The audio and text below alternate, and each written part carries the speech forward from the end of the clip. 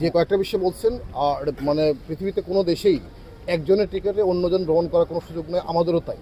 এবং যেটা হলো টিকিটে লেখাও আছে কিন্তু যে টিকিটটা যার হোক তিনি গ্রহণ করুন। আমরা এটা যে কোনো মূল্যে এটা এখানে এনফোর্স করার চেষ্টা করবো, কারণ এতে হবে কি, তাহলে কালোবাজারিদের কাছে আর কিছু হোক, প্রথম দিকে কয়েকদিন কষ্ট হবে, কিন্তু যখন যিনি টিকিট যার নাম থাকবে উনি ছাড়া যদি অন্য কাউকে আমরা গ্রহণ করতে না দিই, তাহলে কিন্তু কেউ তাদের কাছে কিনবে না। না কিনলে আলটিমেটলি কিন্তু কালোবাজার এমনিতে কমে যাবে। যখন তারা টিকিটটা সেল করতে পারবে না তখন কিন্তু কমে যাবে। এটাতে হয়তো প্রথম দিন কয়েকদিন এমন হবে যে টিকিট একজন নিয়ে আসে যাত্রী, তাকে আমরা ফেরাই দেবো, এটা হতে পারে। বাট আমরা এই মেজারটা এখানে নিব যাতে কোনোভাবেই ওই কালোবাজারের টিকিটটা বিক্রি করতে না পারে, কারণ ও যখন বিক্রি করতে পারবে না তখন কিন্তু সে আর এটা কিনবে না, কালোবাজারি করতে পারবে না। সুতরাং আমরা এটা আপনাদের মধ্যে জানাতে চাই যে টিকিটটা কেউ কালোবাজার থেকে কিনবেন না।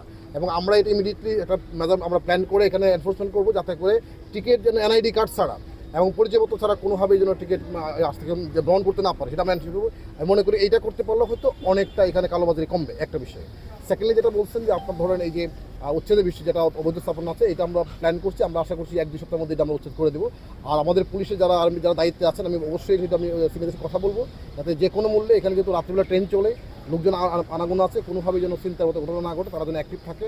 আপনি যারা বলছেন আমি হয়তো আজকে আসছি বলে হয়তো তারা অ্যাক্টিভ আছে, বাট আমি ফ্রিকোয়েন্টলি আসবো এবং নানাভাবে খবর নেবো যে আসলে অবস্থা হচ্ছে কি। কারণ এখন যেহেতু ঢাকা সিলেট হাইওয়ে কাজ চলছে, ফলে প্রচুর সংখ্যক মানুষ দিনে এবং রাত্রে হচ্ছে রেল লাইন ব্যবহার করে। সুতরাং তারা যেন নিশ্চিত নিরাপদে তারা যেন রেলওয়ে গ্রহণ করতে পারে।